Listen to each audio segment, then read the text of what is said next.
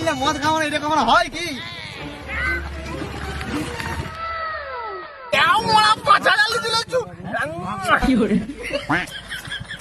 পুরা খা মারা তোর জন্য তো আরে আর আঙ্গুর নিচু গেলা দাঁড়া দাঁড়া মদনাকে ফোনটা করে দাঁড়া। হ্যালো মদনা, এবার নড়কিয়া নতুন গাড়ি কিনেছে পালসার 125। হ্যাঁ মদ খাওয়াচ্ছি গেলা চলে যাবো না এই জোর ধারা গেলা। হ্যাঁ হ্যাঁ